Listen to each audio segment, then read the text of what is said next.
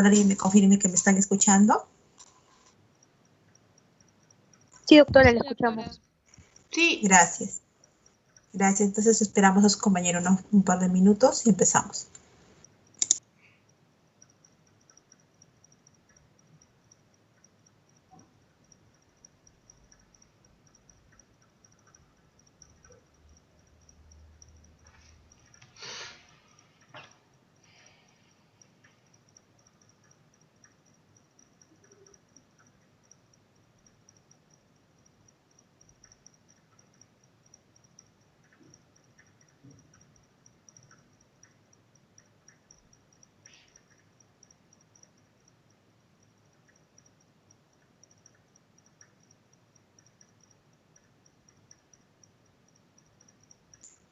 El día de hoy le va a tocar exponer al grupo de Carrasco Gutiérrez Charlotte. ¿La alumna ya está presente?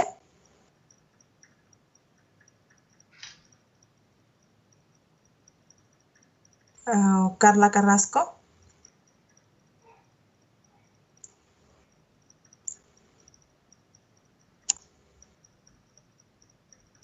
Parece que aún no ingresa. Buenas noches, doctora. Sí, yo soy Charlotte Carrasco. Ok. Doctora, hubo como aplazaron los entregables hasta el domingo, entonces aún no hemos hecho la exposición porque no sabíamos que nos tocaba exponer esa semana. Pero el anterior grupo que expuso ha sido el grupo 12. Ustedes son el grupo 13. Así que tenían que presumir que hoy día les tocaba. Bueno, si tu grupo no está preparado, por favor, algún grupo que esté preparado. Doctora, buenas noches. ¿Sí? Yo soy del grupo de Charlotte y la semana pasada sí expusimos acerca de hipersensibilidad. ¿Sí? Porque acá Sí. tengo apuntado, Claro, déjame ver, somos el grupo de 12. Aarón Cárdenas. Claro, yo soy Sebastián Aarón. Ya, se supone que expuso Aarón Cárdenas, María del Carmen Carmona, Gonzalo Carpio, Daniel Carranza, Andy Carranza. El grupo que estoy mencionando es el 13, que es... Disculpe, sí, fue mi error, porque comparto grupos con Charlotte, así que disculpe, me equivoqué. Charlotte es el grupo 13. Sí, me equivoqué, disculpe. Ya, no. Doctora, sí. ¿Mi grupo podría exponer? Ok, Leila, por supuesto. Adelante entonces, compartan la pantalla, por favor. Ya, un momento.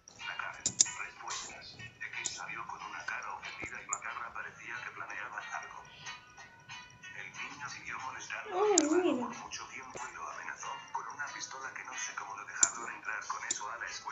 Así que yo y mi hermano no dijimos nada por unos meses y mi hermano me dice que en las clases el niño se siente frustrado, siguió así unos meses hasta que mi hermano le dijo la verdad al director, al niño lo expulsaron. Una semana después estábamos durmiendo tranquilamente, excepto yo estaba jugando a Among Us. ¿Me pueden decir por favor buenas noches si se puede apreciar? Sí, está bien ahí la presentación. Ay, no. ¿Quién le va a exponer? Ya. Ok, está cargando. Buenas noches con todos. Buenas noches, doctora. ¿qué esta semana nos toca exponer carcinoma de cuello uterino. Una pregunta, ¿quién está compartiendo pantalla? Yo, Alison. Yo no la veo. No, ahorita se salió. Se veía al principio, de ahí salió cargando y desapareció. Ahí se ve, a ver. A ver, y vuélvelo a compartir. ¿Mi grupo puede exponer después? Solamente un grupo, María Isabel, para poder desarrollar esta actividad interactiva. Ok, ya está. Ahora sí se ve Alison. Todo por Mimi. Buenas noches nuevamente. Esta semana nos toca exponer carcinoma de cuello uterino. Lo voy a exponer así porque cuando lo ponga en modo de presentación ahí se sale. Ok, no hay problema. Bueno, la tabla de introducción como punto 1, número 2, tenemos a los objetivos, 3, marco teórico, 4, integración de conceptos, 5, cuestionamiento y limitaciones, y como 6 tenemos a las conclusiones. A ver, ¿qué es la neoplasia? Sabemos de que la neoplasia va a ser, el término en sí significa un crecimiento nuevo. Se le considera que es una masa normal de un tejido que se va a encontrar en crecimiento de una manera excesiva y descoordinada. Todos los tumores van a poseer dos componentes principales. Las células neoplásicas van a estar constituidas por un parénquima tumoral, y su estroma reactivo se va a encontrar compuesto por tejidos conjuntivos, vasos sanguíneos y un número indefinido de células inmunológicas.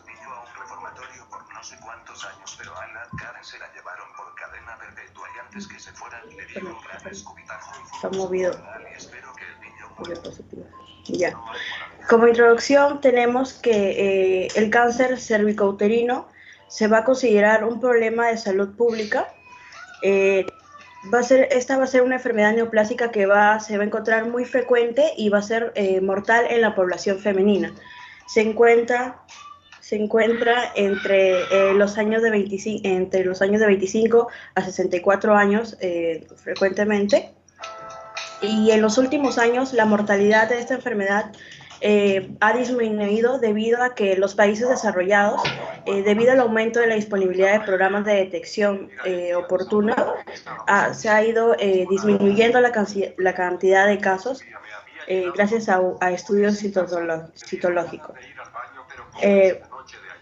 Los avances en biología celular, molecular e inmunológica han permitido conocer este rol de este virus debido al desarrollo de lesiones premalignas y malignas en la zona del cuello uterino. Le voy a pasar a mi compañera, Jocelyn.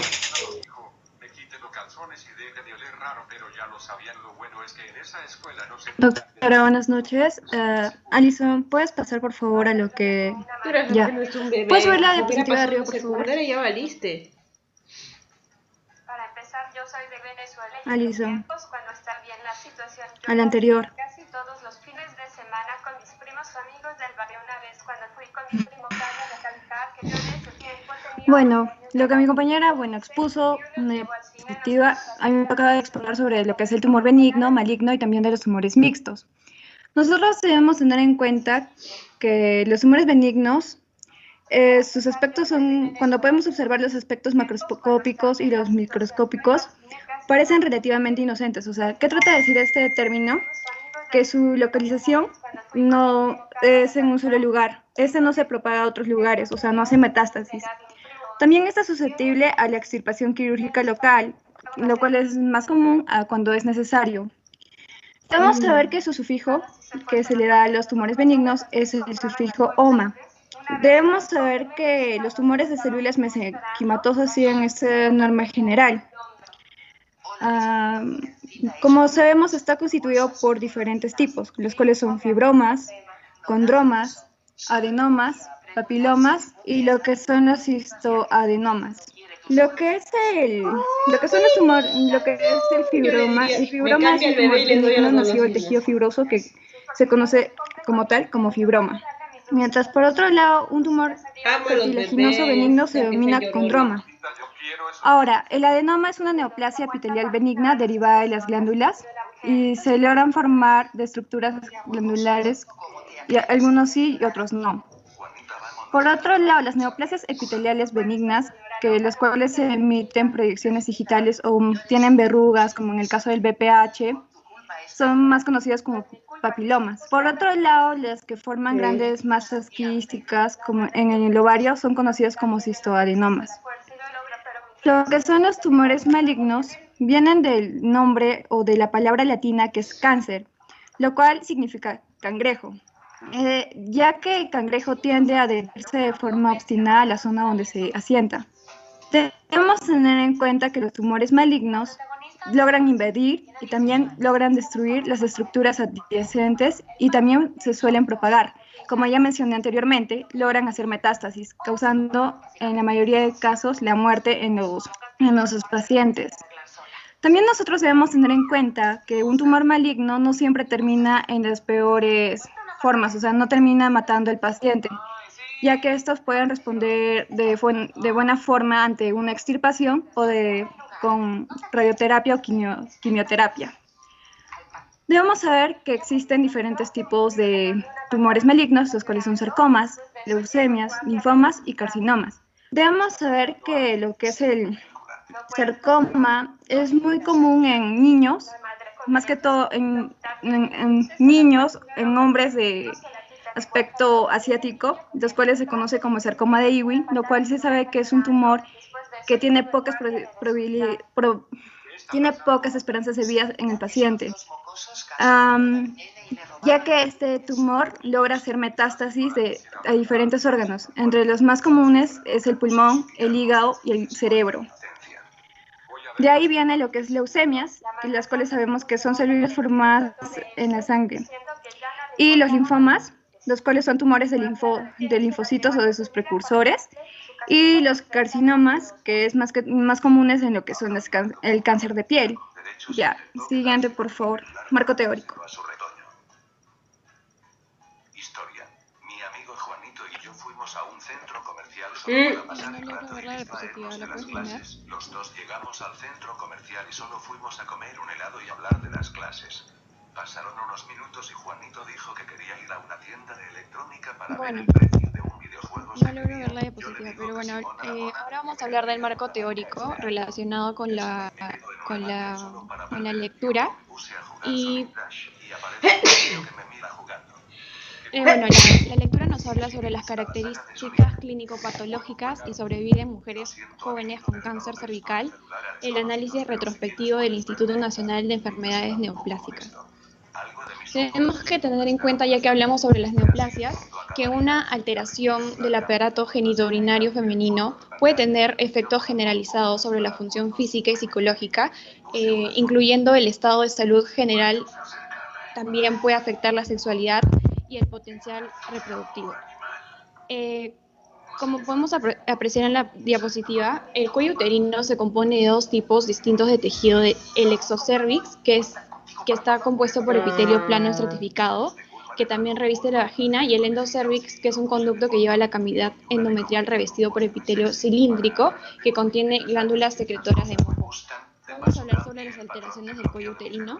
Entre estas, como ya mencioné, estas glándulas que son secretoras de moco que se encuentran en el cuello uterino se pueden ver comprometidas durante el ciclo menstrual, debido a que estas se pueden obstruir e intervenir en el proceso de formación de los quistes de Nabot, que es una alteración del cuello uterino que no necesariamente tiene que estar relacionada con un proceso oncológico.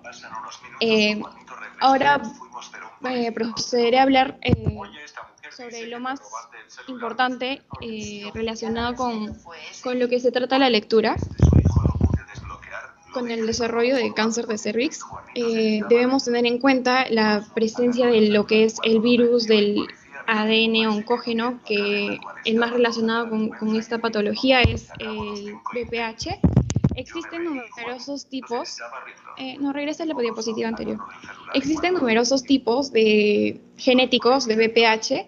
Algunos de estos tipos son el 1, el 2, el 4, el 7, que van a producir papilomas escamosos benignos. Estos tienen bajo potencial maligno y se asocian más que nada al VPH 6 y 11. Por el contrario, los de alto riesgo, que son el 16 y el 18, se van a asociar a carcinomas epidermoides y al carcinoma bucofaringio, que está asociado a un VPH de alto riesgo. Este VPH va a resultar ser el agente causal de la neoplasia cervical, que va a mostrar un tropismo por la zona de transformación. Y bueno, ¿qué es esta zona de transformación? Como ya mencioné, esta zona de transformación es el nombre que se le da al área del cuello uterino que está compuesta por epitelio que ha sufrido un cambio metaplásico. Y este cambio metaplásico se va a ver en la pubertad a lo largo de los años, Y como sabemos, el epitelio endocervical es cilíndrico y el ectocervix está compuesto por epitelio plano. Y como este va a ir cambiando y aumentando su tamaño con el tiempo, en respuesta a cambios hormonales, este se va a vertir al ectocervix y el endocervix se va a exponer al pH ácido de la vagina y lo va a estimular a este famoso cambio metaplásico que va a terminar siendo llamado el epitelio de transformación. Es importante este epitelio de transformación porque, como ya dije, el BPH tiene tropismo por esa zona y también la ubicación de la unión de este epitelio escamocilíndrico está en relación con el orificio cervical externo y va a variar en cada mujer con el momento del ciclo hormonal, traumatismos de parto o el uso de anticonceptivos. Y en esta zona es importante porque ahí es donde se realiza el Papá Nicolau. También tenemos que mencionar que el potencial oncógeno del VPH se puede relacionar con los productos víricos de este virus, que son la proteína E6 y la proteína E7. Esta proteína E6 está asociada básicamente con la inhibición del gen supresor de tumores P53 y también va a aumentar lo que es la telomerasa. Y esta telomerasa está asociada con la inmortalidad celular. Y luego la proteína E7, que está relacionada con la progresión celular. ¿Puedes pasar a la siguiente diapositiva?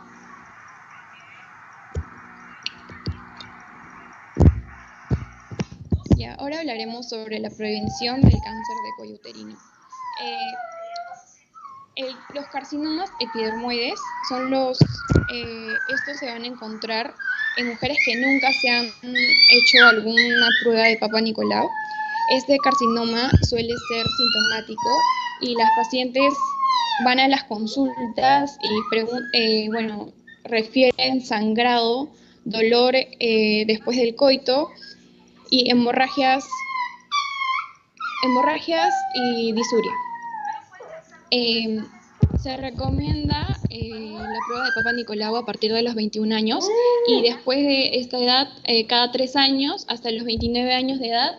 Luego, a partir de los 45 años, las mujeres deberían realizarse pruebas para descartar VPH cada 5 años. La vacuna contra el VPH ha disminuido el riesgo de cáncer de cuello uterino, va a prevenir los subtipos 16, 18, 6 y 11. Tenemos las vacunas que son Cervarix, que previene el 16, el 18, el Gardasil 4, que previene 4 subtipos, el 6, el 11, el 16 y el 18, y el Gardasil 9, que va a prevenir los 5 subtipos.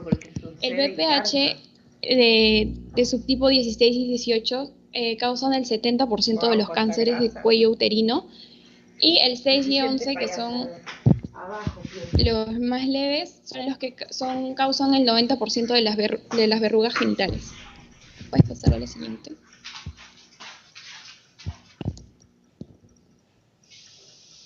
Bueno, algunos factores de riesgo para contraer para generar un proceso oncológico, un carcinoma, es la edad temprana del primer coito, que está relacionado con contraer el VPH, múltiples parejas sexuales, tabaquismo, infecciones de transmisión sexual, como ya mencioné, el VPH, virus del papiloma humano.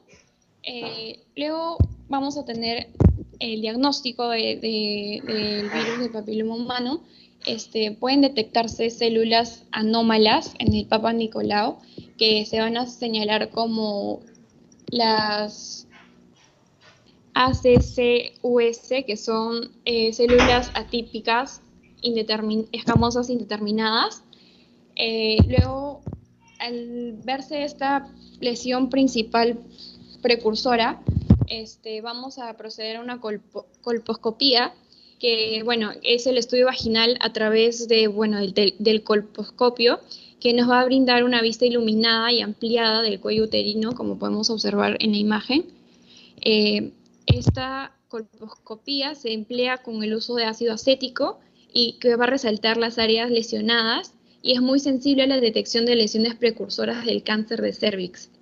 Están indicadas cuando hay lesión epitelial de bajo grado, que esta se puede ver en el Papa Nicolau. Luego está indicado cuando el cuello es clínicamente sospechoso, incluso si el Papa Nicolau es normal. Luego si hay hemorragias irregulares o postcoitales y a pacientes con VIH. ¿Puedes pasar a la siguiente?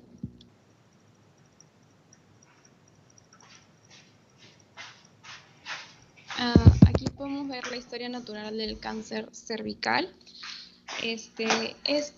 Bueno, podemos observar al inicio un epitelio normal, luego va a haber una infección por el papiloma humano, ahí es donde vamos a ver una alteración del epitelio. En esta primera etapa se encuentra está dividido en tres, que son el NIC1, el 2 y el 3, que son neoplasia intraepitelial cervical. La número 1 está asociada con displasia leve o cambios atípicos en el epitelio. Luego la 2, que es una displasia moderada, y la 3, una displasia grave, que bueno, como vemos, se va a ir progresando a través de los años hacia un carcinoma. Esta historia natural y NIC1, NIC2, NIC3 está asociado con el sistema de Bethesda. ¿Puedes pasar al siguiente?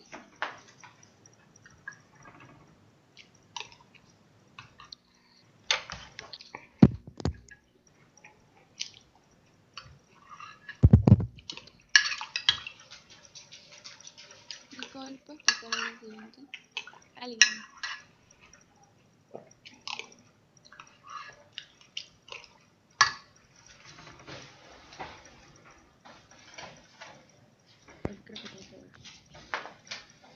Ya.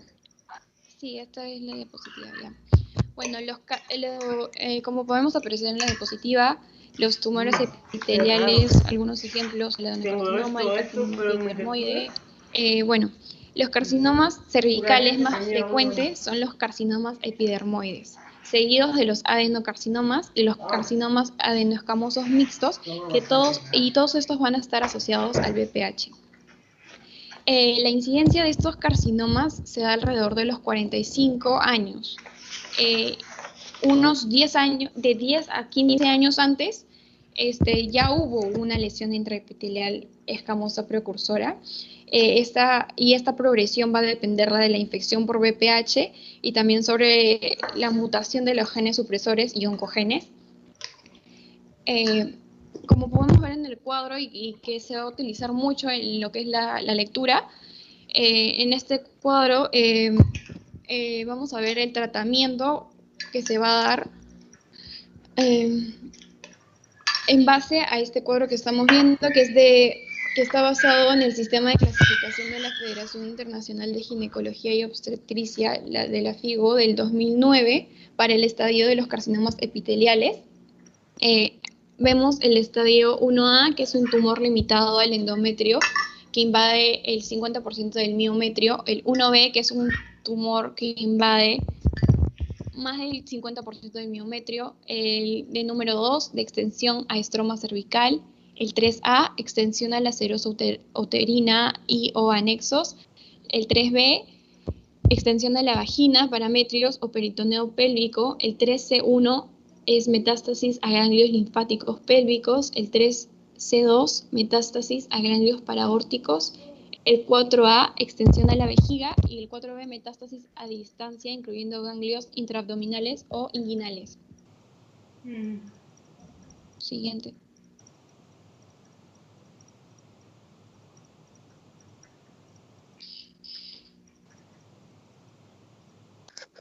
Buenas noches, doctora. Siguiendo con la exposición,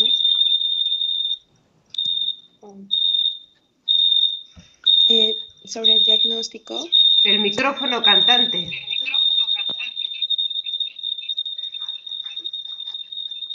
No sé por qué se puso así. No interrumpamos a su compañera, por favor. Ya, siguiendo con la exposición sobre el diagnóstico, como bien sabemos, para la prueba para personas con síntomas de cáncer de cuello uterino es necesario acudir a un médico especialista, el cual le preguntará sobre antecedentes médicos, familiares y personales.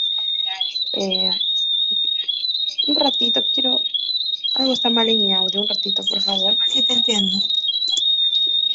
Oh, feliz Día del Hombre, pero no me juzgues. Yo ni celebro el Día de la Mujer, menos voy a celebrar. Ay, Dios mío. Mimi, ¿ahora qué? Ya le dimos su comida, le dimos todo y sigue llorando la nena esa. Y este va a incluir una información relacionada sobre los factores de riesgo y sobre todo si la paciente presenta síntomas del cáncer del cuello uterino. Para ello, el médico le realizará un examen físico. En este caso, la prueba más común que es la prueba de Papá Nicolau para detectar si fue el cáncer uterino por BPH, por el virus del papiloma humano, que es donde básicamente mi compañera ya lo explicó, mi compañera Leila, que el colposcopio permite que básicamente se vean las células dañadas y eso en sí al ácido acético. Y básicamente ahí es donde se observa un área, si se observa un área anormal, el médico verá si es necesario extraer un pequeño fragmento de tejido o biopsia en este caso, y será llevado a un laboratorio para que pueda analizarse detalladamente, ya que una biopsia es la mejor forma de saber dígamelo en la cara, si hay un área anormal, se le da de comer, si es se un le da precáncer cava. Oigan, o si regresen, ya es un pequeñas cáncer miedosas, vengan y enfréntenme verdadero como perritas. y ya probablemente haya metástasis. Siguiente, por favor. ¿Qué pasa? ¿De qué está llorando? Bueno, si la biopsia por punción o el legrado endocervical generan preocupación, el médico puede realizar uno de los siguientes exámenes. Tenemos asa de alambre eléctrica que utiliza un alambre electrificado fino de bajo voltaje para poder obtener una pequeña muestra del tejido. Generalmente esto se hace con anestesia local dentro de un consultorio. También tenemos a la biopsia cónica, que es la conización, que es un procedimiento que le permite al médico obtener capas más profundas de células del cuello uterino para realizar pruebas de laboratorio. La biopsia cónica se puede realizar en un hospital sobre todo es necesaria una anestesia general. También la biopsia por punción, que implica el uso de una herramienta afilada para quitar pequeñas muestras del tejido del cuello uterino. Y un legrado endocervical, que utilizan un pequeño instrumento en forma de cuchara o cureta y un cepillo delgado para poder raspar una muestra del tejido que normalmente se puede estar dañado.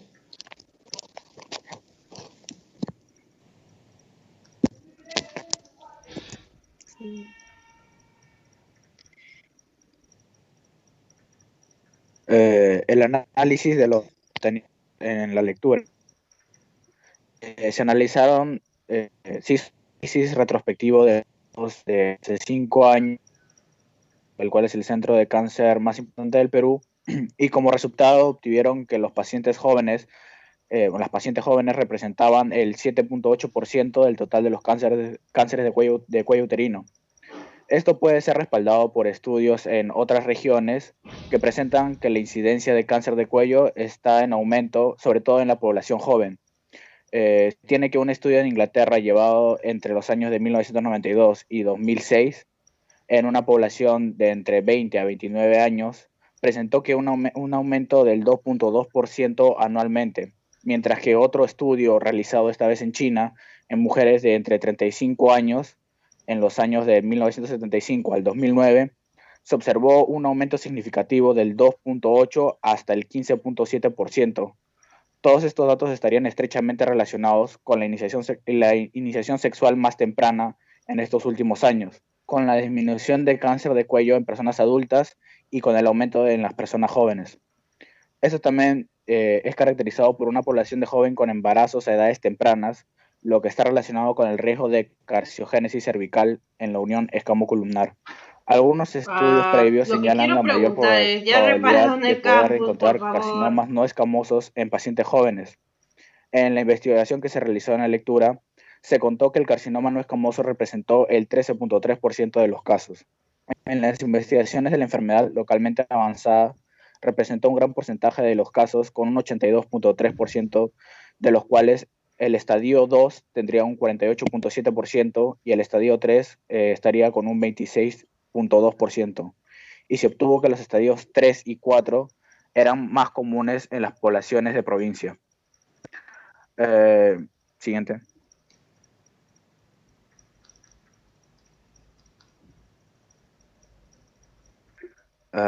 Los resultados obtenidos sobre casos en estadios tan avanzados dan cuenta de una poca efectividad en las medidas de detección, más esta situación se repite en muchos países de Latinoamérica, ya que estos países también carecen de unas instalaciones adecuadas y una falta de materiales. También es necesario incluir distintos factores, como la falta de seguimiento o factores culturales en los medios de detección, ya que estos podrían afectar cuantiosamente la detección del carcinoma. La prevención primaria, como con la inmunización del virus del papiloma humano en niñas, es altamente efectiva, como ya se había dicho. Sin embargo, esta se espera que se empiece a disminuir como perritas, se les da comida, se les da casa, se les da agua, se les da hasta pañales para que hagan su pupú y lloran por las puras. Mamá va a regresar en un rato, está en el primer piso, no dejan que bajen para que no se contagien por las personas que vinieron en un estudio de 1988 se encontró una gran diferencia positiva en la supervivencia de cada estadio con respecto a las mujeres jóvenes. O sea que las mujeres jóvenes tenían más probabilidades de sobrevivir que mujeres adultas. En el estudio realizado se mostró que las diferencias entre la supervivencia en mujeres en estadios 1, 2 y 3B, en un pronóstico de 5 años, la probabilidad de supervivencia en mujeres menores no fueron inferiores en el estudio realizado en la lectura.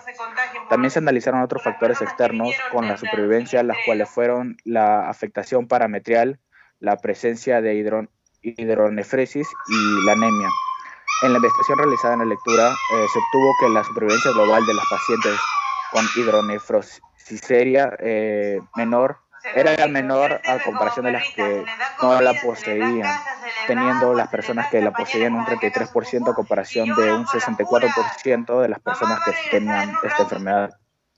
Por otro lado, el factor que no es tan tomado en cuenta es la anemia, en donde los resultados obtenidos fueron que la supervivencia global de las pacientes con hemoglobina mayor a 12 fue de un 82%, mientras que las que tenían menor era de alrededor de un 44%, con una doble probabilidad de fallecer. Y lloran por las puras. Mamá va a regresar en un rato, está en el primer piso, no dejan que baje. Antes de hablar sobre las conclusiones, también quería decir de cómo es que el papiloma se puede llegar a cáncer de cervix. Como sabemos, los papilomas aproximadamente son unos 100 tipos de virus que pueden producir verrugas, y de estos una parte van a atacar a los genitales. Se va a iniciar desde una infección. El virus va a llegar a las células de la pared interior del útero a través del contacto sexual. Luego de esto, ¿cómo es que se va a dar la evolución?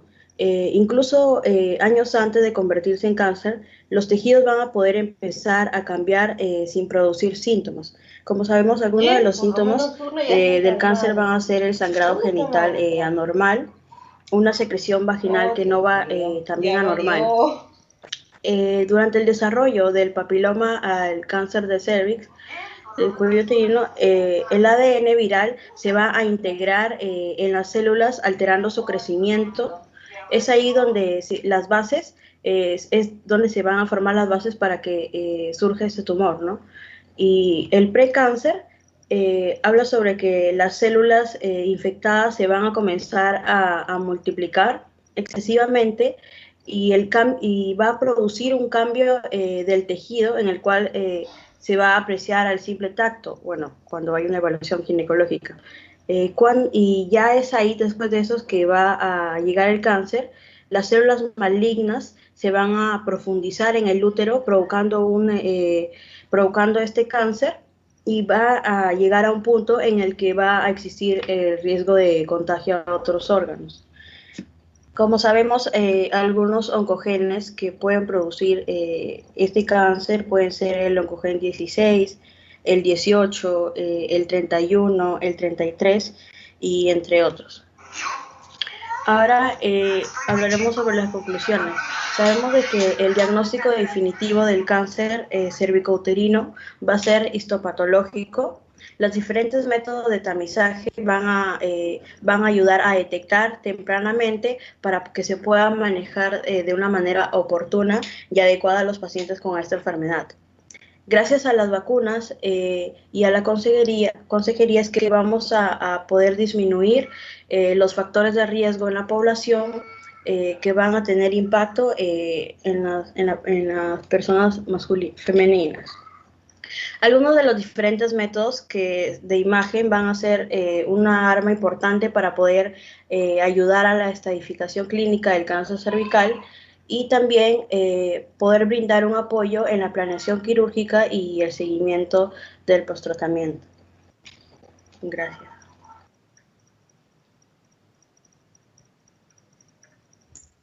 Muy bien, agradezco al grupo el hecho de que ahí se hayan ofrecido de voluntarios.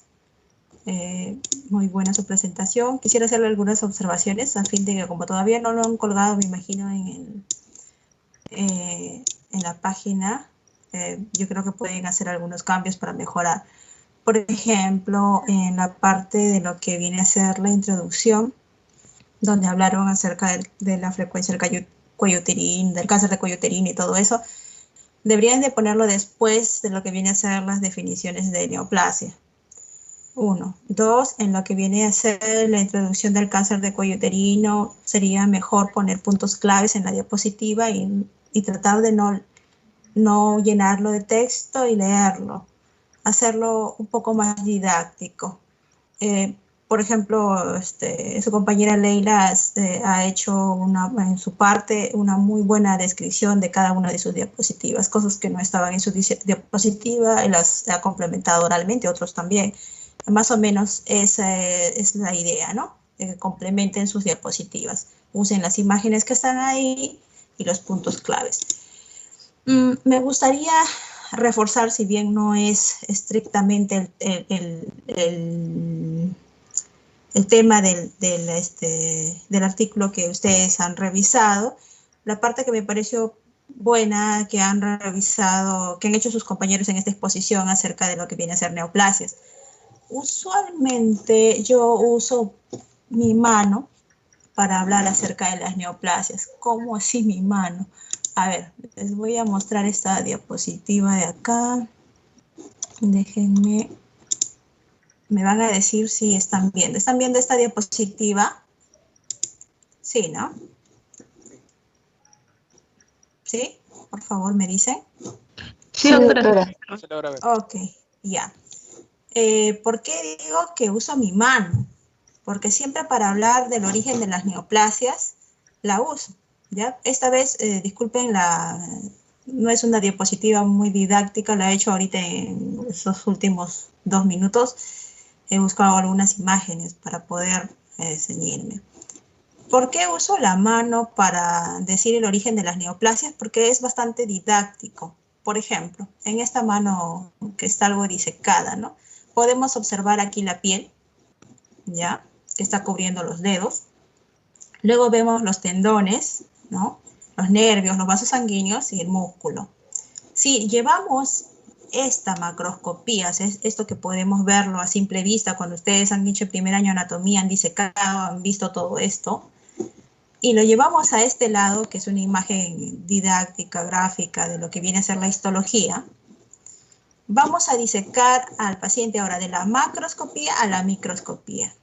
La piel es esta parte de acá, solo esta parte superior. La capa superficial, que viene a ser su epitelio, el epitelio escamoso, porque es la piel, y una dermis. ¿Qué es la dermis? Tejido conjuntivo. Tiene una dermis superficial, una dermis profunda, Y después de ese tejido conjuntivo va a venir otro tipo de tejido conjuntivo, que es el tejido adiposo. Y tienen ustedes los vasos sanguíneos más grandes y ya más gruesos. A medida que se hace más profundo, van más grandes los vasos sanguíneos.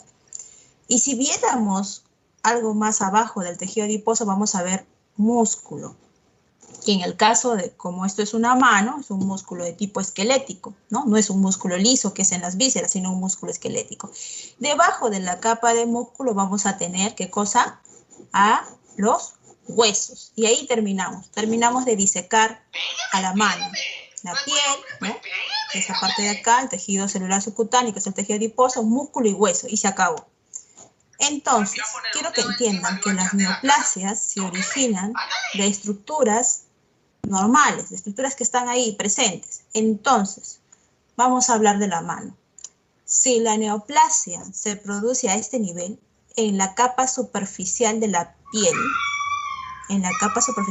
que es el epitelio escamoso, va a producir un carcinoma, porque esto es un epitelio. Entonces, la neoplasia que se va a producir es un carcinoma.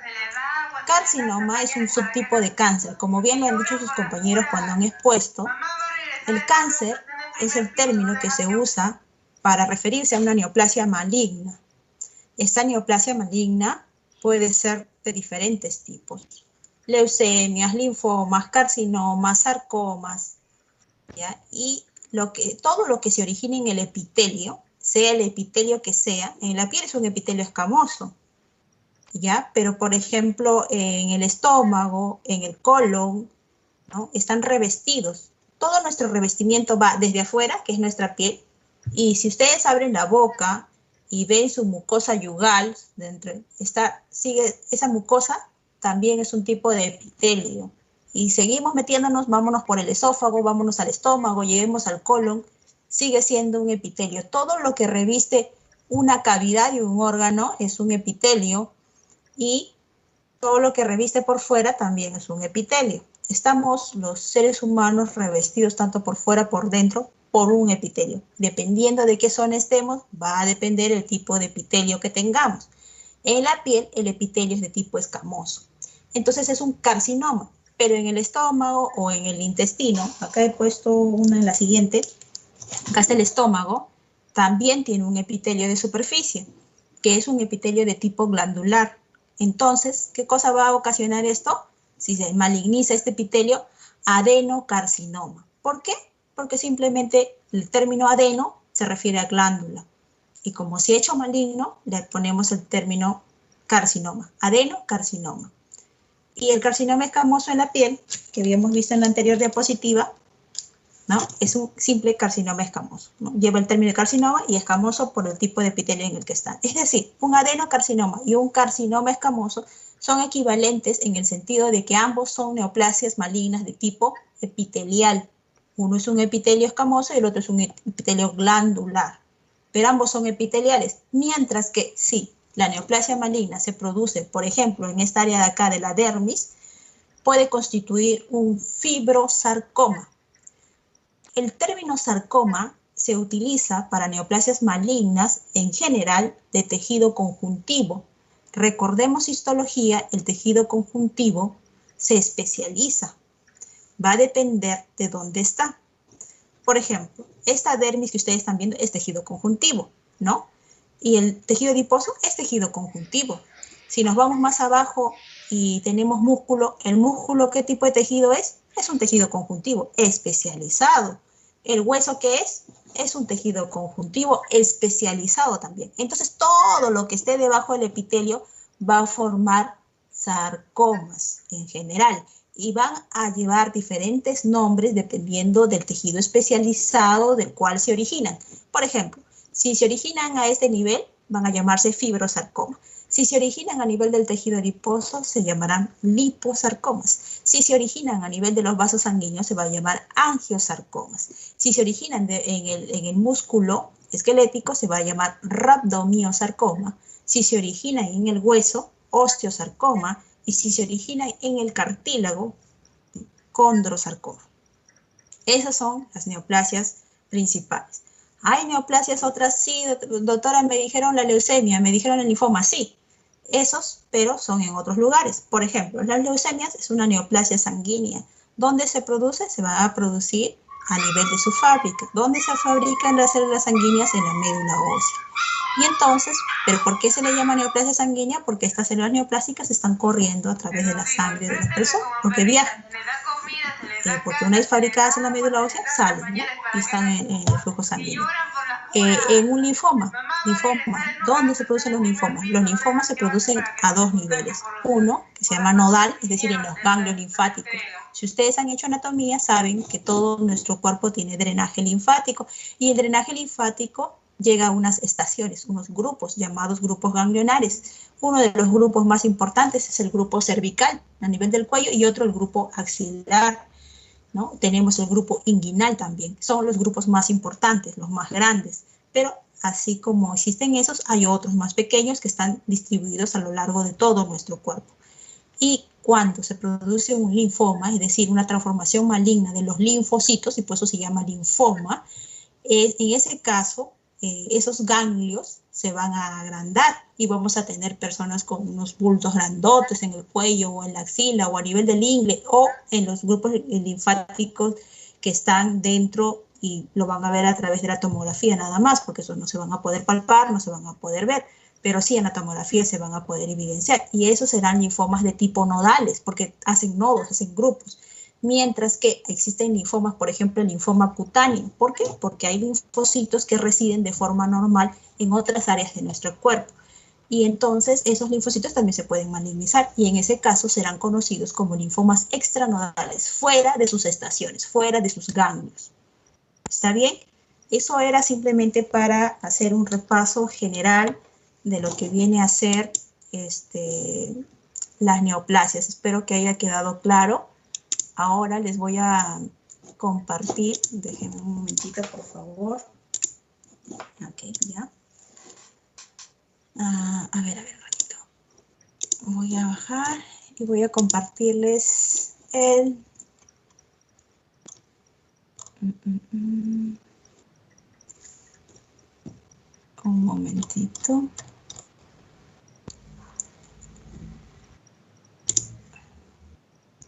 ¿Están viendo el cajón?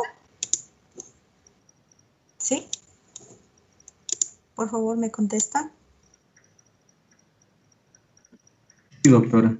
Ya, por Doctora, favor, pueden entrar para poder reforzar los puntos del seminario.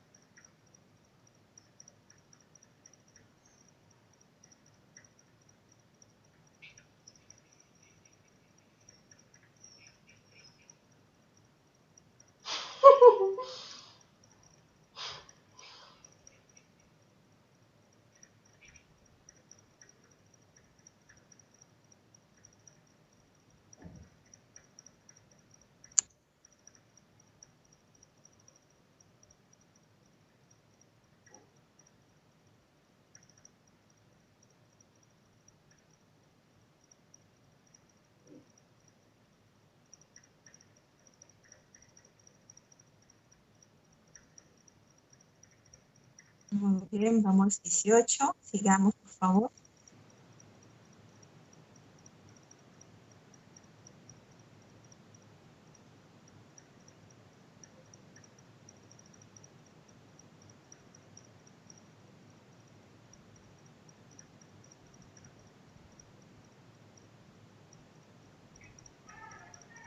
Muy bien, 24.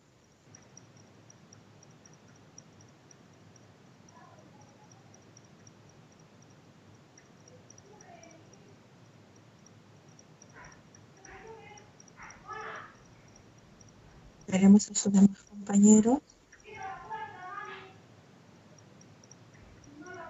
Doctora, disculpe, buenas noches. Sí, dime. Doctora, lo que pasa es que, bueno, yo pertenezco al grupo 13, el que nos tocaba exponer el día de hoy. Hubo una mala coordinación dentro de los integrantes, pero sí teníamos el PPT. Entonces queríamos disculparnos ante todo no sé, este pequeño descuido, ¿no?, de nosotros, y bueno, no percatarnos que las diapositivas incluso ya están subidas, ya está subida al aula virtual. Ok, está bien, Carlita, no te preocupes. Ya en la próxima exposición, entonces ustedes se van a resarcir y van a hacer una exposición más bonita. Gracias, doctora Darlan, disculpen. Ok. What the fuck? Llevamos 31. ¿Cómo aparecí? Recién. Me pasó 31 y vamos, si se quitó alguien. Esa María. Ah, ya está.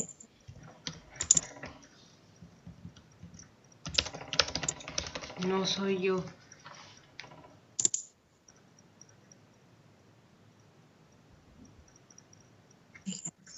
¿Qué he hecho? A ver, alguien ha escrito, creo.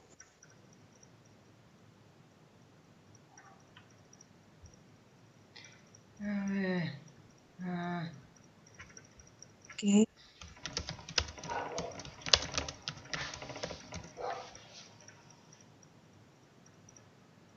El PI está ahí, 768-6018, María.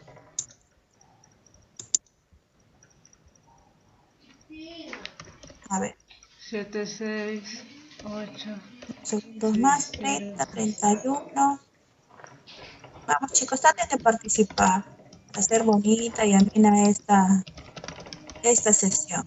La idea es que todos aprendamos y nos llevamos lo mejor a casa. Ha sido una bonita exposición, me han grabado, me han dicho muchos puntos importantes. Típico de Chihuahua, Y este tema que hemos tratado el día de hoy es súper importante porque es una de las neoplasias más frecuentes a nivel mundial, ¿no? Tiene mucha repercusión social, económica también, porque últimamente la frecuencia está incrementándose en mujeres jóvenes, económicamente productivas, ¿no? Entonces es bastante grande la envergadura que tiene esta neoplasia. A ver, vamos a empezar, ¿ya? Ya los que no han podido ingresar, bueno, verán, vamos a ir respondiendo a las preguntas. Empecemos, somos 30, somos la mayoría, a 31, ya, genial. ¿Hay alguien más? ¿Se anima? ¿No se anima? Ya. 33, muy bien. 34, okay. 25, excelente.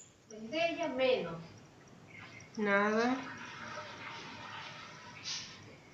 Ya. Ahora sí, empezamos, somos la mayoría. Vamos.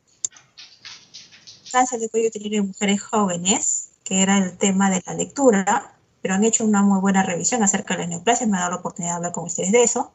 ¿Cuál es el cáncer más frecuente en las mujeres a nivel mundial? Está fácil.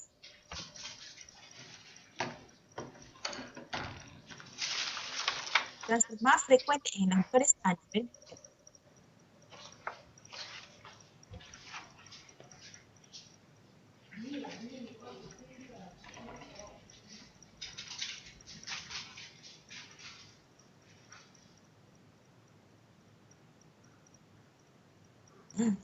¿Qué pasó aquí? A ver, ya.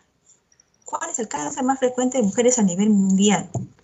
Aquí bien claro dice acá en el artículo, que lo tengo acá a la mano, que en el Perú es el cáncer más frecuente en mujeres. Pero quisiera que siempre cuando lean artículos, chicos, siempre miren las referencias bibliográficas. Si ustedes miran su artículo y lo tienen a la mano, como yo, dice, en el Perú es el cáncer más frecuente en mujeres, con tantos casos, para el 2012. Pone un número 2 ahí de referencia tipo Vancouver. Ustedes se van a las referencias bibliográficas de ese artículo y buscan el número 2 y van a ver que la cita del artículo que ellos están usando es una información que proviene del año 2013, de una información que fue recogida el año 2012. Aún en esos tiempos, a nivel mundial, el cáncer más frecuente era y aún sigue siendo el cáncer de mama, ¿ya? El cáncer de mama es el cáncer más frecuente en las mujeres a nivel mundial. En el Perú era el primero cáncer de cuello uterino y segundo el cáncer de mama. Se planteaba que esto se debía, ¿por qué? Porque en los países desarrollados se decía de que era más frecuente el cáncer de mama y no el de cuello uterino, porque uno de los factores de riesgo para el cáncer de cuello uterino es el factor sociocultural y socioeconómico. ¿Por qué? Porque pues allá las mujeres son más educadas, tienen más conocimiento de los factores de riesgo, tienen más programas de tamizaje, acuden más frecuentemente a hacerse pruebas y entonces se detectaba más temprano las lesiones preneoplásicas de cuello uterino y ya no llegaban a cáncer y por eso la incidencia era menor y por eso el cáncer de mama era más frecuente que el cáncer de cuello uterino. Mientras que en países en vías de desarrollo como nosotros, no, pues no, las personas no tienen tanta conciencia de lo que es el cáncer, entonces no acudían a las pruebas de tamizaje y el cáncer de cuello uterino era el más frecuente. Pero actualmente, si ustedes van a la página del GloboCan, que es el que nos puede dar un estimado de incidencias de cáncer a nivel mundial de todos los países, y ahí también está Perú. Perú te dice que el cáncer actualmente a partir del 2018 el más frecuente es cáncer de mama, también en Perú, y ponen el cáncer de cuello uterino como segundo. ¿Qué opinión tengo de eso? Bueno, no sé qué tan cierto sea porque las referencias que ellos tienen, o sea, las estadísticas que ellos han sacado, no las han sacado de toda nuestra población, solamente de algunos grupos representativos. Aún así, a nivel mundial, o sea, si sacamos el tema de Perú a un lado, a nivel mundial, el cáncer más frecuente en las mujeres es el cáncer de mama y en segundo lugar es el de cuello uterino. Y para la GloboCan actualmente es lo mismo en el Perú, ¿ya? Ok, sigamos. Quinta primera, Delia, muy bien, felicidades. Grupo etario más frecuente en la que se diagnostica el cáncer de cuello uterino. En la primera y segunda década, cuarta y quinta década, segunda y tercera década, sexta y séptima década. ¿En qué décadas es más frecuente diagnosticar cáncer de cuello uterino?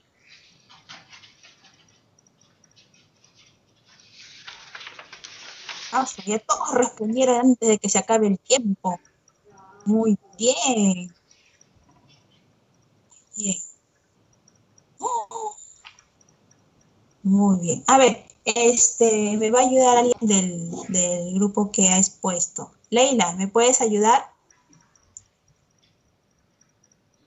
Sí, doctora. Claro, a ver, Leila, por favor, coméntame. Coméntales acerca del grupo etario más frecuente en el que se diagnostica cáncer de cuello uterino a tus compañeros.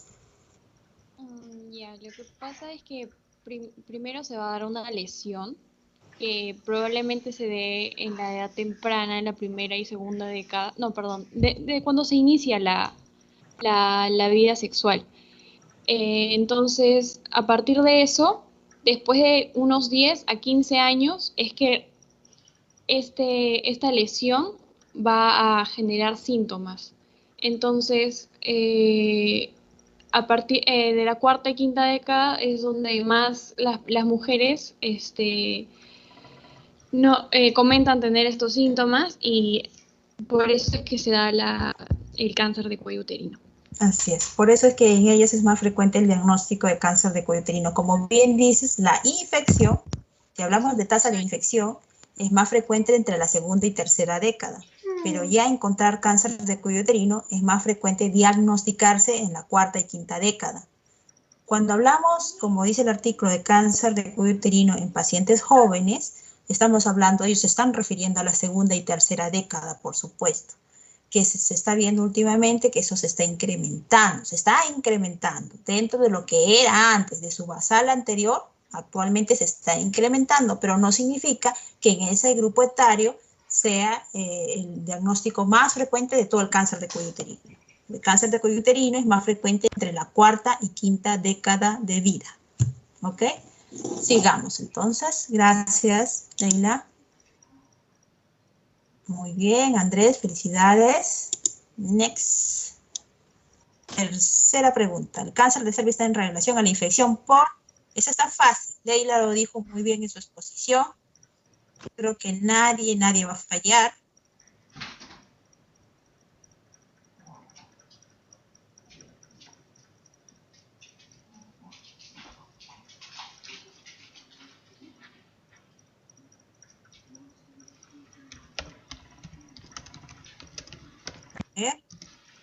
Falta 3 segundos, 2 segundos, 1, 0, solo 33 personas se animaron a contestar. El virus papiloma humano, muy bien. El virus de inmunodeficiencia humana VIH, no. ¿Podría estar en relación? Sí. ¿Cómo así? Que si una mujer tiene infecciones de transmisión sexual, como la sífilis, la gonorrea, la tricomoniasis, el VIH, facilita que el virus papiloma humano ingrese y pueda ocasionar daño al cuello uterino. Y luego eso pueda derivar en cáncer. Entonces, así podría estar asociado. De esa forma, facilita la entrada del virus papiloma humano. Hace más frecuente que una persona que tenga otras ETS también tenga el virus papiloma humano. A ver, otra integrante del grupo, Alison, ahora quisiera que me ayudes tú.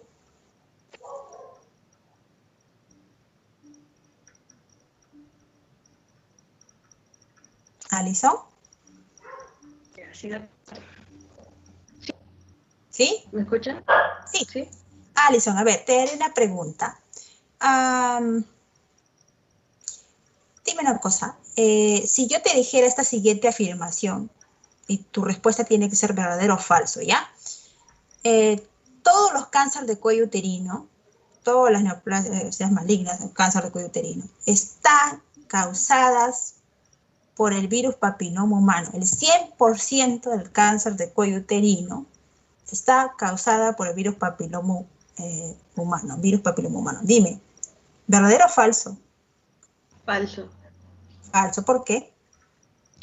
Porque así como también el virus de papiloma humano puede producirlo, también las infecciones de tricomoniasis y otras bacterias que puedan afectar al epitelio del cuello uterino, especialmente en la zona de transición.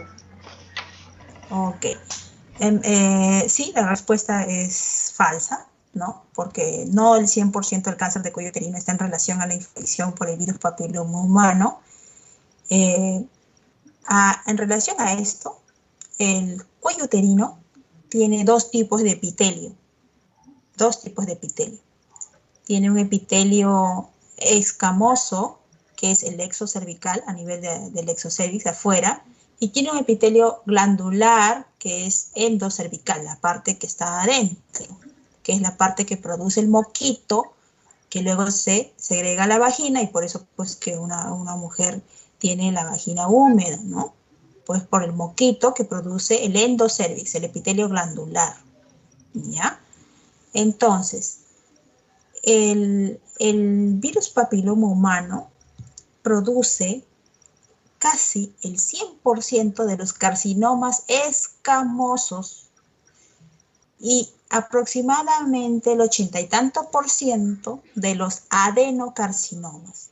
Como el cuello uterino tiene dos tipos de epitelio, va a tener carcinomas escamosos y adenocarcinomas principalmente. Ahora, el cuello uterino no solo tiene epitelio, el cuello uterino, el epitelio es lo que lo reviste, pero debajo del epitelio hay tejido fibroestromal, que es tejido conjuntivo, de tipo fibroso y muscular. Así que puede producirse también un sarcoma.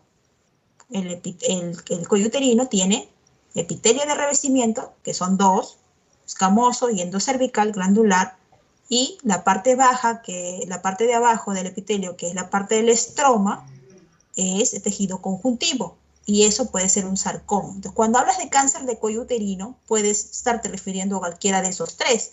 Puedes estar hablando de un adenocarcinoma, de un carcinoma escamoso o de un sarcoma. Pero lo más frecuente es que tengas un carcinoma, ya sea carcinoma escamoso o adenocarcinoma, no tanto un sarcoma. Es muy raro. Por eso que en algunos artículos ustedes van a encontrar que algunos autores, sobre todo si no son patólogos, toman como un sinónimo cáncer de carcinoma, lo cual no es así, no es cierto. Ustedes han visto ahí en su artículo, en la página 221, dice tipo histológico, y habrán visto, dice carcinoma de escamosa, y tiene incluso una subclasificación. Después ven adenocarcinomas y otros tipos de carcinomas, como neuroendocrino y todo eso, ¿no? Pero ahí les están hablando de carcinomas, ¿no? En ningún momento han hablado de sarcomas, lo cual está mal, porque tipos y subtipos de cáncer cervical, ahí también un cáncer es el sarcoma. Y se han olvidado de eso los que han hecho este artículo. Yo como patóloga les puedo objetar eso. Por muy bajo que sea la incidencia, también se deben incluir los sarcomas, que son parte del cáncer de cervix. Pero como les digo, la mayoría de veces lo que se maligniza, la gran parte de casos, es carcinomas, ya sea escamoso o adenocarcinoma.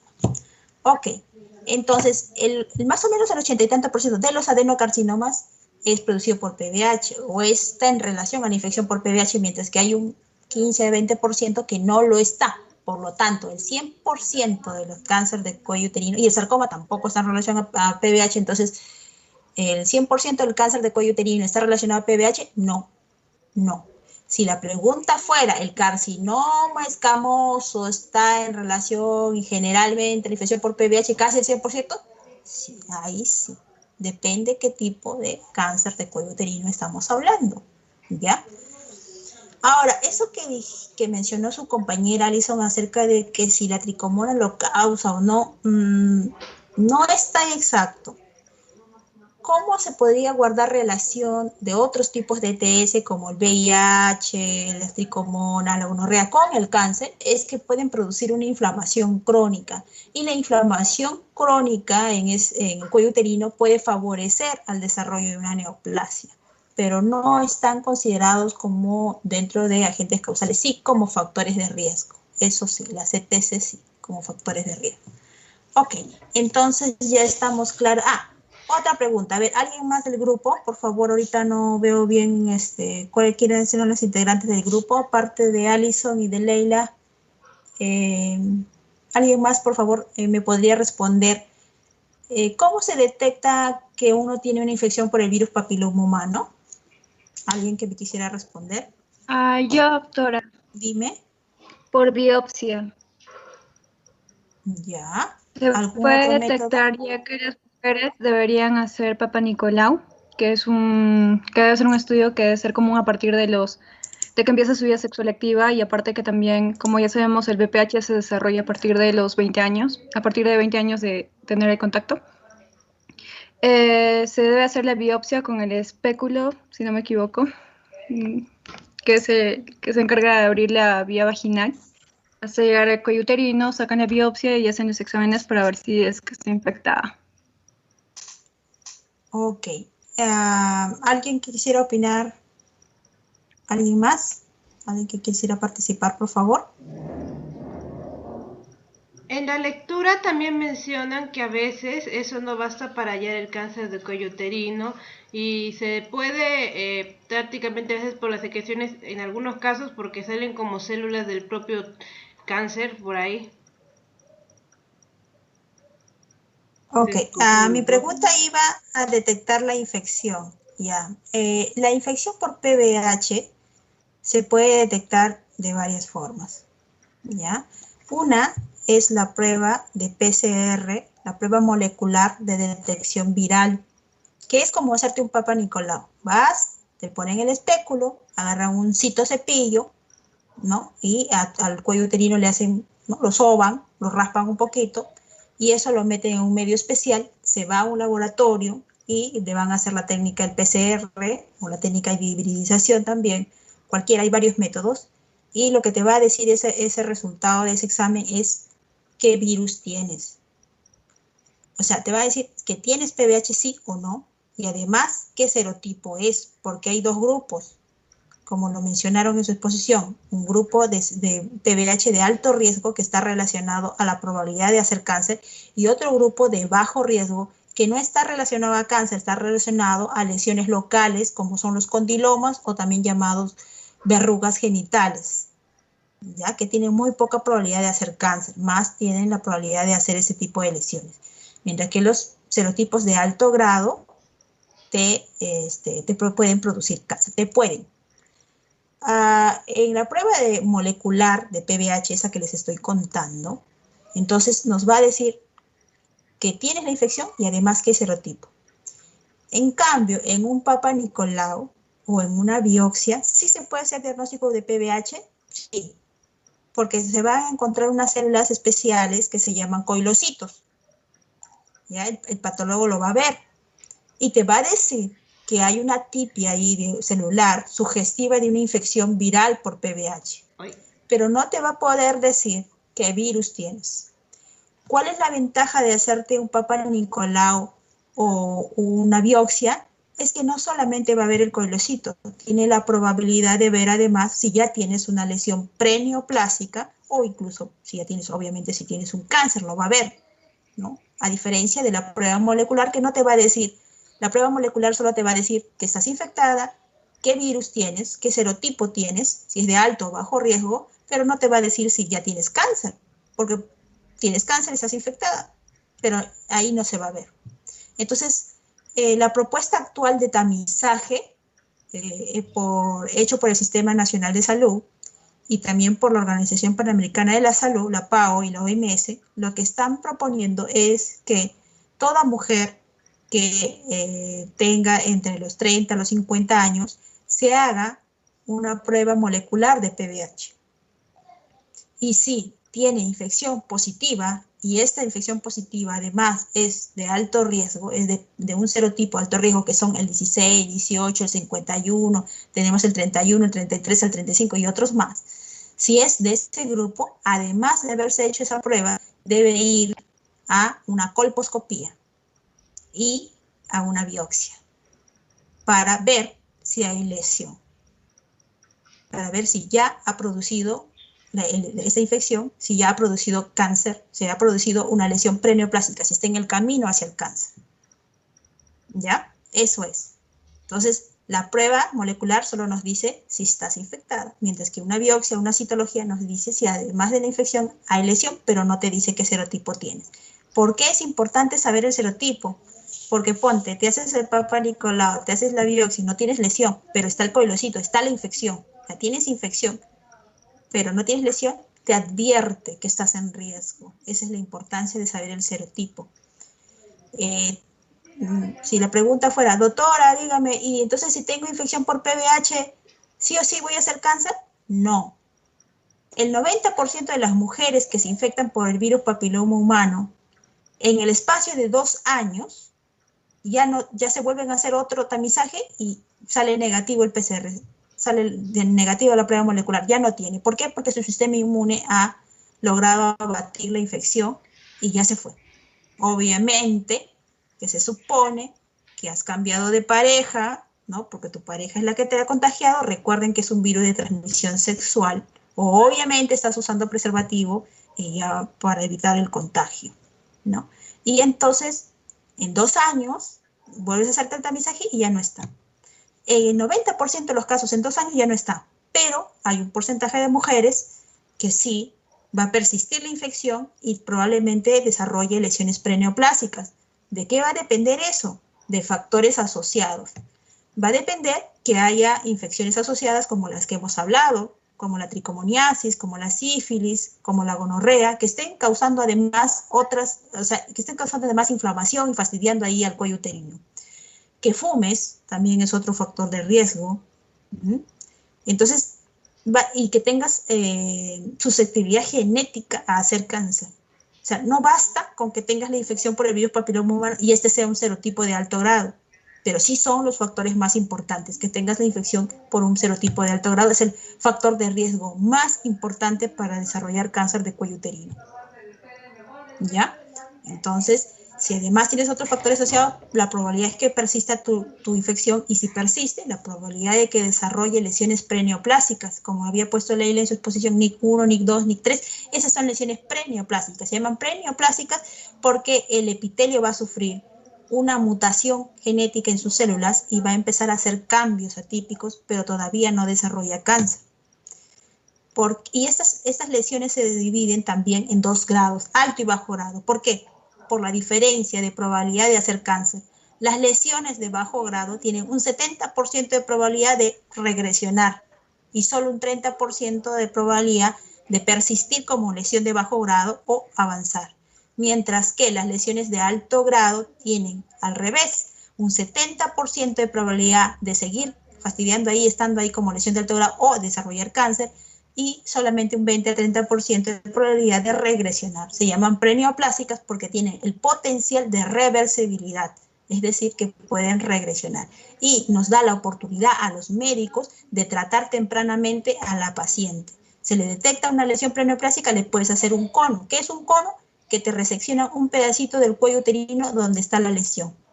Y lo demás que queda, se sutura, se acabó y siempre control, nada más. Y es una buena medida para tratar una lesión temprana, una lesión preneoplásica. Ok, sigamos adelante con la siguiente pregunta. Ha estado primero Andrés, muy bien. Cuarta pregunta, ¿el cáncer de cervix en mujeres jóvenes está en aumento en probable relación ¿A qué se debe que esté aumentando la incidencia de cáncer en mujeres jóvenes, o sea, entre la segunda y tercera década?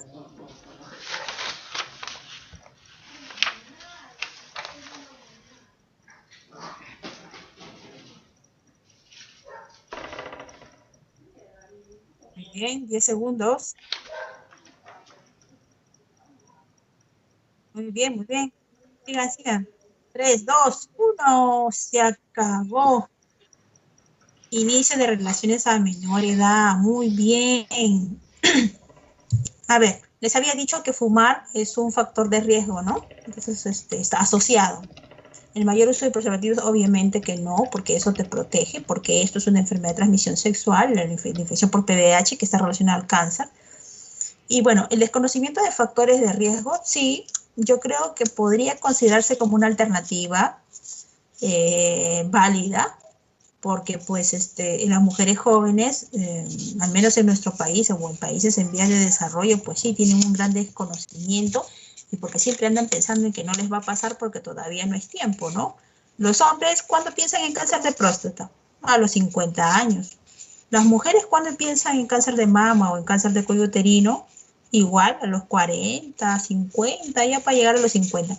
Pero antes no. Entonces, en las mujeres jóvenes piensan que están protegidas, no les va a pasar nada y desconocen los factores de riesgo asociados. Pero la respuesta es inicio de relaciones sexuales a menor edad, porque el inicio de relaciones sexuales a menor edad se asocia a, por ejemplo, a otros factores como que un adolescente va a ser más proclive a tener relaciones sexuales sin protección. Va a ser también, como se ha iniciado tempranamente, ¿no? Póngase 13, 14 años, se ha iniciado tempranamente, también cuando llegue pues a los 20, 30 años, ¿cuántas parejas ya habrá tenido? O sea, va a haber más probabilidad de que tenga múltiples parejas. Y otro también se va a asociar a que la pareja que tengas, si es que tiene los mismos factores, haya tenido también otras parejas y tenga más probabilidad de estar infectado por el PVH. Hay un dicho que me dijo mi abuelita, así que sí es un dicho de viejita, pero creo que es bastante válido. Y es que si te acuestas con un hombre que ha dormido con 100 mujeres, tú te estás acostando con 101 personas. Las 100 que se acostaron con él más él. ¿Por qué? Porque todas las infecciones que han tenido, que ha pasado por una persona, y te estás acostando con alguien que ha tenido todo ese bagaje, pues hay más probabilidades que te vaya a contagiar algo. Entonces, si te consigues una pareja que es promiscua sexualmente, vas a tener más probabilidades de tener una infección. Le hablo a las mujeres, chicos, discúlpenme, no es por fastidiarlos ni nada, porque el PVH causa, o bueno, está asociado en relación al cáncer de cuello uterino en las mujeres, ¿no? Pero también recuerden que el PVH puede dar cáncer anal, puede dar cáncer de pene, ¿no? Puede dar cáncer de la boca y la garganta también, pero es menos frecuente. Pero hay una gran incidencia de cáncer de cuello uterino asociado a PVH, ¿no? Y este virus es de transmisión sexual. Entonces, es por eso que el inicio de relaciones sexuales a menor edad es un factor de riesgo que está en probable relación al aumento del cáncer en mujeres jóvenes, porque actualmente pues las relaciones sexuales se inician más tempranamente. Sigamos. Muy bien, Delia. Pregunta 5. ¿Son factores que influyen en el desarrollo de cáncer de cervix en mujeres jóvenes, excepto, influyen en el desarrollo de cáncer de cuello uterino en mujeres jóvenes, excepto? ¿Qué cosa no influye entonces en el desarrollo de cáncer de cuello uterino en mujeres jóvenes? ¿Cuál de todas esas?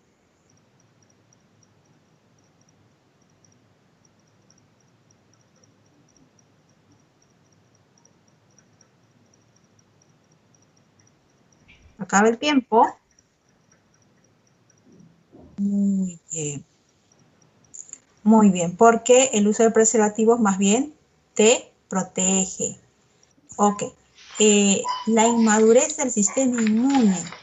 ¿Por qué habrán marcado algunos y algunos han marcado influencia hormonal? A ver, alguien de los que he expuesto, por favor. ¿Alguien de los que he expuesto?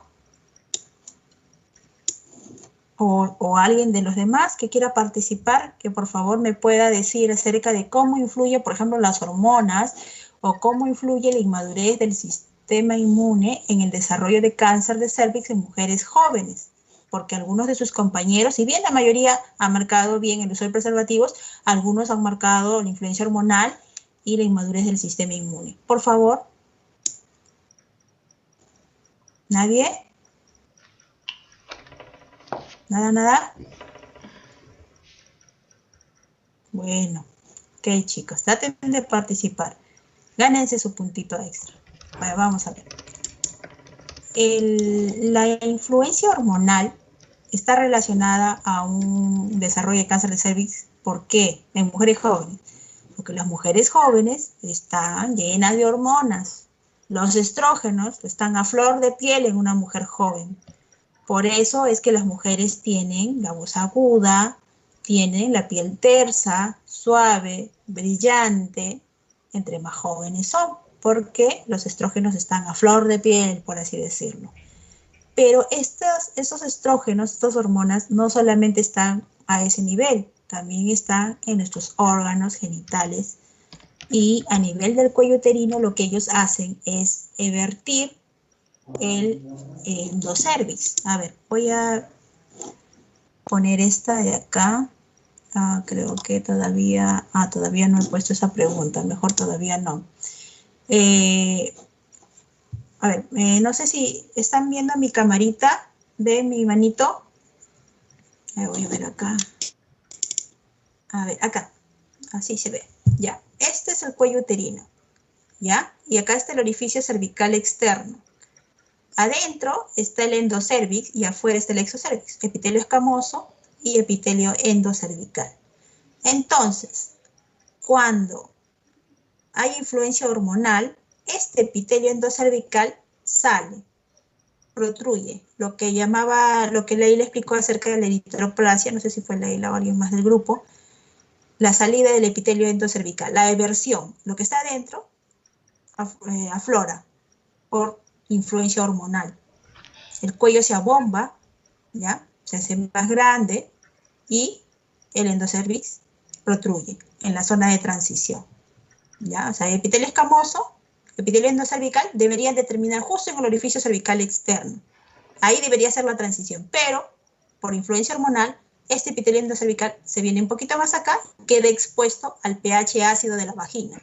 Y lo que va a pasar con el pH ácido de la vagina es que va a causar en el epitelio endocervical, va a causar metaplasia. ¿Qué cosa es la metaplasia? Ustedes lo han visto en sus primeras clases de patología.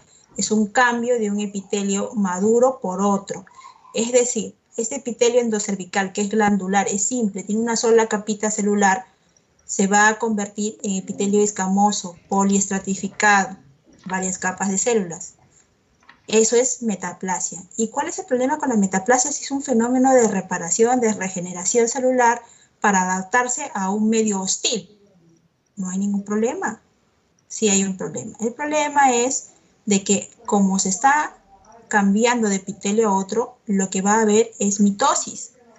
Va a haber reproducción celular, porque de lo que había una capa, va a tener que hacer varias. Entonces va a haber actividad mitótica en esta zona. ¿Y cuál es el problema con la actividad mitótica? El problema con la actividad mitótica es que el PBH va a tener más facilidad de ingresar en un epitelio que está recién reparándose, que recién se está regenerando y que tiene facilidad por el hecho de que recién se está construyendo, a esfacelarse y a exponer la zona basal, que es donde está la actividad mitótica. Entonces va a llegar a esas células basales y parabasales que están en actividad mitótica y va a poder integrarse de manera más fácil al DNA de estas células y causar mutación. Entonces, esa es la forma en que las hormonas influyen en que se produzca cáncer de cuello uterino en las mujeres jóvenes. ¿Ya? Por esa influencia, por ese cambio que causan a este nivel. Facilitan la exposición de la zona de transformación y la hacen lábil a la infección por PBH. Y otra cosa, el sistema inmune. Yo les había dicho que en la mayoría de las mujeres que se infectan por PBH, el 90% de las mujeres en 2 años ya no tienen nada. ¿Por qué? Porque su sistema inmune lo combatió. Pero en una mujer joven, una mujer adolescente, su sistema inmune no está maduro, no está preparado para luchar como debe, y entonces esa inmadurez va a hacer de que el virus tenga más probabilidades de permanecer allí, de persistir la infección y de causar una lesión. Así es como estos factores influyen en el cáncer de cervix en mujeres jóvenes. Sigamos. Muy bien, Delia. Sigamos. Vamos a terminar. ¿Dónde es el área del cuello uterino donde suele originarse el cáncer? Ya lo dijimos. Acá tenemos el epitelio glandular endocervical del que les estaba hablando. Y justo donde está el orificio cervical externo es donde cambia epitelio escamoso. Pero en las mujeres jóvenes esto se vierte y sale para esta zona y se expone al pH ácido que está acá en la vagina. Este epitelio glandular endocervical, que es una sola capita, ¿no?, se transforma en un epitelio escamoso poliestratificado. Bueno, y esta zona es conocida como la zona de transformación y de transición. Muy bien. Ok, a algunos no les ha quedado muy claro. Les decía que es en la zona de transformación o de transición. Ahora sí les voy a poner ahí, acá está. Ya. Este es el endocervix, la parte que está adentro. Este es el orificio cervical externo, que era el que le estaba mostrando ahí como el huequito en mi puño.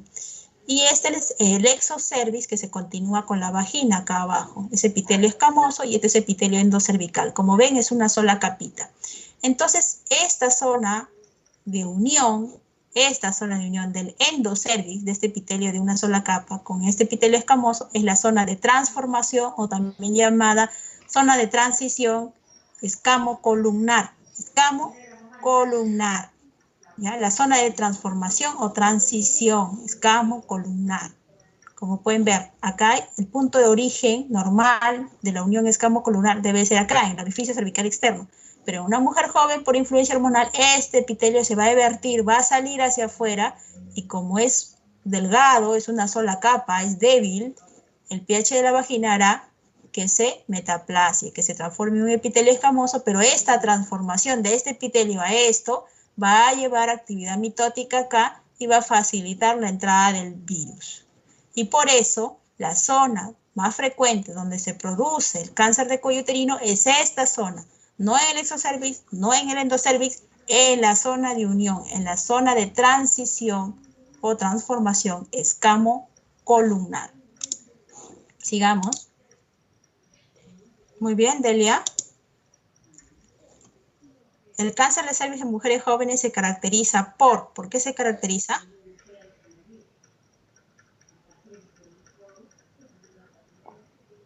Vean bien las opciones. Se caracteriza por ser más pequeño, por ser diagnosticado en estadio temprano, por tener igual sobrevida que en pacientes mayores, presentar menos compromiso de ganglios linfáticos. ¿Por cuál será?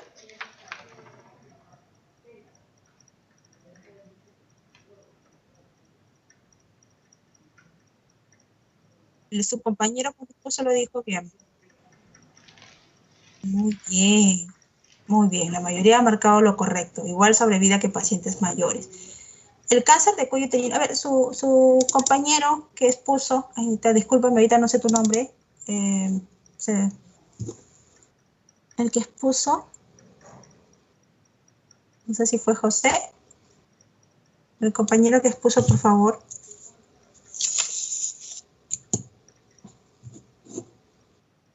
Alison, ¿me puedes decir el nombre de tu compañero? Ahorita no estoy con el Excel del... Lena. Ok. ¿Está o ya se fue? No sé. Lenar, ahí está. Sí, profesora, acá estoy. Ya te vi, Lenar. Sorry, Lenar. Lo que pasa es que ahorita no he podido tener el Excel en mi mano, pero sí sé que el grupo de Alison es la que he expuesto. Muy bien. Y de Leila. Lenar, ayúdame, por favor. Dime, ¿por qué la respuesta es igual sobrevida que pacientes mayores? Coméntame algo acerca de las otras opciones, de ser más pequeños, diagnóstico y todo eso. A ver. Bueno, en cuestión de tamaños, el tamaño no, o sea, la edad no influye tanto en el tamaño de del tipo del carcinoma. La otra opción era presentan menos compromiso en ganglios linfáticos. Me parece que esa no estaba, o sea, no habían llegado a unas conclusiones si es que tenían menos o más compromiso en ganglios linfáticos. Y las otras dos, ¿cuáles eran las otras respuestas? No las puedo ver con la pantalla. Sorry. Ser diagnosticados en estadios tempranos igual sobreviven pacientes. Lo de ser diagnosticados en estadios tempranos.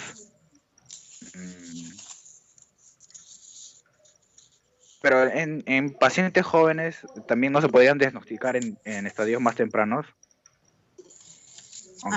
Pero también... tanto en el artículo como si haces la búsqueda, incluso en la parte de la introducción, te dice la lectura de que en las pacientes mujeres el diagnóstico suele hacerse en estadio avanzado, ¿no? El tercer párrafo de la introducción te dice: se ha descrito que el cáncer cervical en mujeres jóvenes presenta características más agresivas, como presentar enfermedad en estadio avanzado al momento del diagnóstico, tener un mayor tamaño tumoral, presentar una tasa más alta de compromiso parametrial nodal, que es ganglio, y de metástasis a distancia.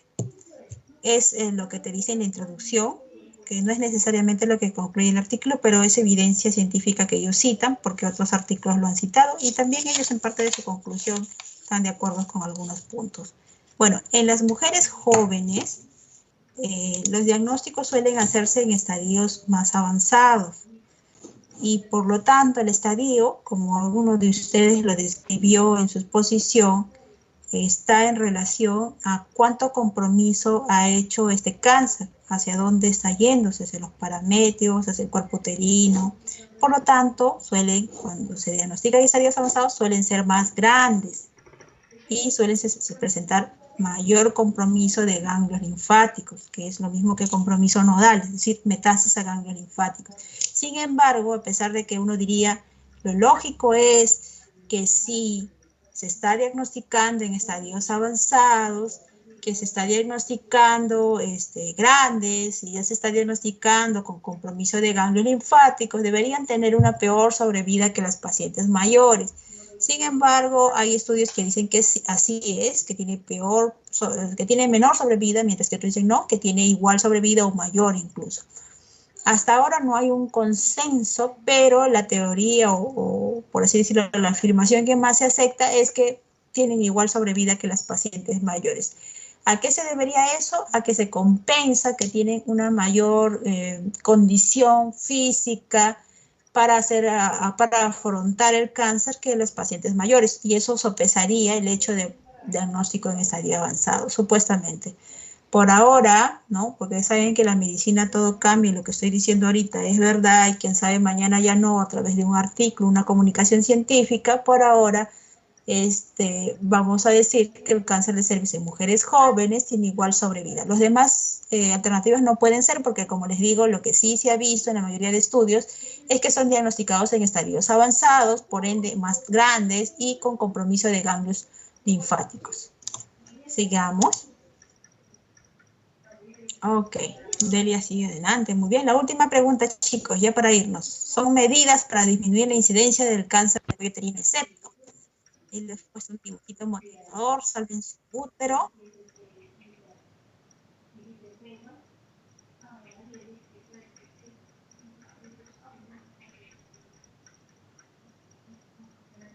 A ver.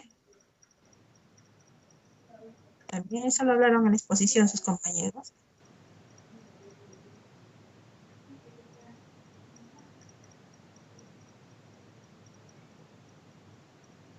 Ajá, muy bien, ecografía anual.